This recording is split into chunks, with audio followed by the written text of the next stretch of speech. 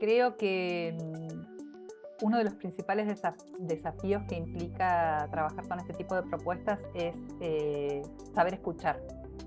Hay algo del diálogo entre saberes y entre personas y entre roles que es muy necesario.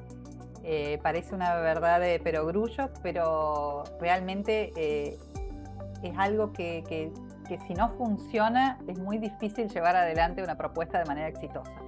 Tiene que haber una escucha, y tiene que haber una escucha de las singulares razones por las que alguien está planteando una cosa, que a veces es como somos tantas miradas que vemos desde distintos lugares que cuesta un poco en el durante entender por qué el otro está planteando algo tan lejano de lo que yo me estaba imaginando. Entonces, como poder permitirnos el tiempo de hacer la pregunta de vos por qué estás diciendo esto, o por qué traerías esto en este momento, me parece que es un gran desafío. Aprendí que los contenidos no están cerrados, ¿no? Que eso es algo que uno tiene como integrante de un equipo de producción, poder decir claramente desde el inicio y poder trabajar con los profes, con el resto de integrantes de los equipos, con las personas técnicas. Ningún contenido está cerrado, sino que es necesario que todo eso pueda articularse, pueda trabajar de manera conjunta para que lleguemos a la mejor propuesta posible. Que a lo mejor no es el 100% de lo que imaginábamos, pero es lo más cercano. Y ese más cercano requiere un componente de flexibilidad de todos los actores, requiere en algún punto comprender la paridad de los roles y la especificidad de cada rol, ¿no? Y que si a lo mejor no sé, un tutor nos hace un planteo de algo que no está funcionando porque ya tuvo una serie de intercambios con estudiantes, eso hay que poder escucharlo desde el mismo lugar de paridad de lo que trae a lo mejor el contenidista o de lo que trae la persona que se ocupa de la parte de visuales, ¿no? Como poder poner en conjunto y saber que hoy estoy en este rol, pero mañana puedo estar en otro, y tener esa plasticidad y esa flexibilidad, me parece que es algo que quienes trabajamos en esto nos hace ganar en riqueza, ¿no? Hace que las propuestas sean más interesantes, y hemos pasado por distintos lugares y hemos probado. Y algo que me parece que siempre está bueno decir es, si uno quiere producir propuestas formativas en educación a distancia, está buenísimo que haya pasado por ser estudiante de alguna propuesta así, o sea, haber experimentado uno mismo estar en este otro lugar. Bueno, el principal desafío que encaro cada vez que asumo el rol de contenidista es tener una buena idea. Tener una buena idea implica uno parte de un determinado contenido, pero ese contenido se transforma para mí en contenido cuando lo tengo plasmado en el formato en el cual lo quiero comunicar. Entonces, para mí, forma y contenido son dos caras de una misma moneda. Mi contenido habla cuando está plasmado en el formato que yo quiero que esté. Entonces, el desafío es pensar el contenido con el formato de manera conjunta. Y en esto, cuando yo digo formato, estoy pensando también en el recorrido didáctico que quiero que haga quien va a interactuar con este contenido, quien va a recorrerlo, quien va a dialogar, quien va a aprender con este contenido. Entonces, mi desafío no es solamente pensar el contenido, sino es pensar qué quiero que se haga con este contenido, qué quiero que se produzca con este contenido, qué características van a tener las actividades que yo diseñe para problematizar este contenido. Y todo esto viene en el mismo combo, o sea, yo no solamente pienso el contenido a nivel lineal, a nivel duro, porque no lo pienso lineal, digo a nivel acumulativo, digo no quiero que aprendan esto, esto y esto, sino que voy pensando en con qué forma quiero que lo aprenda, con qué forma quiero que lo lleguen, con qué tipo de actividades quiero que lo problematicen. Entonces voy pensando en un combo y voy abriendo como este abanico que se despega para diferentes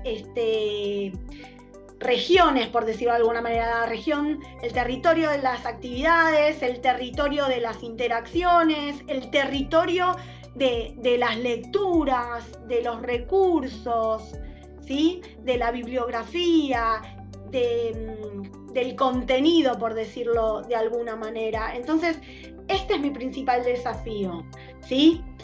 Y lo que fui aprendiendo es a pensar de esta manera, a pensar de una manera integrada, donde cuando me dicen diseño de contenido, yo voy pensando en la estrategia, voy pensando en la actividad, voy pensando en las interacciones, voy pensando en las metáforas, porque justamente son las metáforas visuales que yo voy a construir, las que van a ir dictándome en los formatos y la manera en que yo voy a ir desarrollando estos contenidos.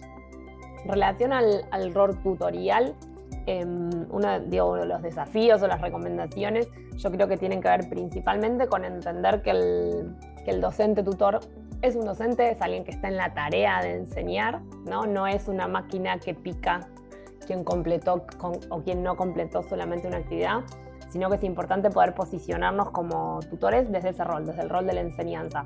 Y en ese sentido, al tratarse de una propuesta de educación a distancia, se me ocurren como 3 patas que a mí me sirvieron, ¿no? En ese sentido, por un lado, como decía antes, la de la tarea de enseñar. En general se espera, sabemos que no en todos lados es así, pero en las universidades en general, el tutor es alguien experto en el contenido que se va a llevar adelante en ese seminario, en el curso, en lo que fuera. Entonces tenemos una tarea vinculada a la tarea de la enseñanza, ¿no? Por más que la propuesta la haya diseñado completa otra persona, hay un montón de instancias donde hay aportes, hay intercambios, hay preguntas que ayudan a seguir pensando, hay devoluciones, hay encuentros sincrónicos.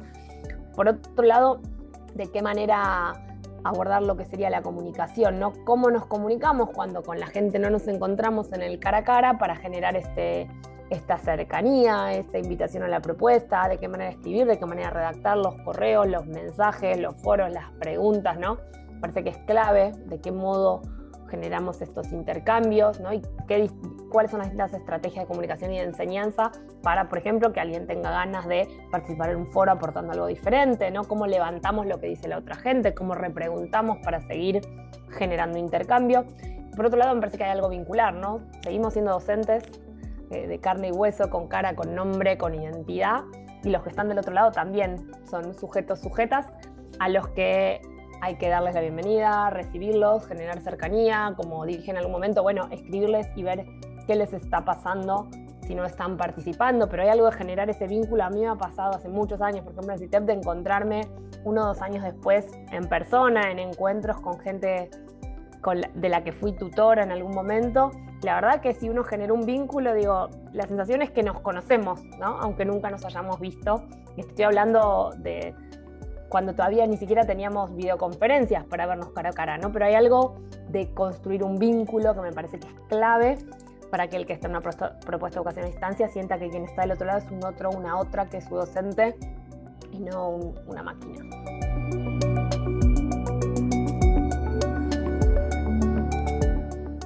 Que es algo que está bueno, por un lado, como explorar todas las opciones que andan dando vueltas, tratar de ver, tratar de pensar cómo estructuraron.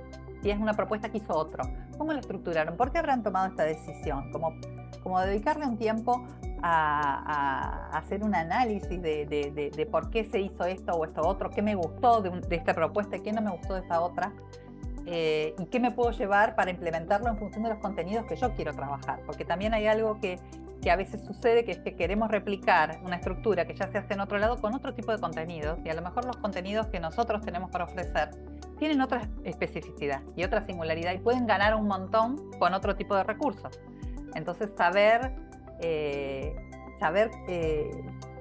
qué singularidad tiene eso que nosotros estamos necesitando convertir, qué singularidad va a tener nuestra propuesta y de qué manera eso se va a articular forma y contenido, ¿no? De qué manera esos contenidos nos piden una determinada forma y cómo podemos ser flexibles y responder de la mejor manera a eso, para que sea una linda propuesta, que nos entusiasme a nosotros y entusiasme al profe. Si yo tuviera que pensar alguna recomendación para la producción de contenidos para educación a distancia, educación en línea, en primer lugar apelaría a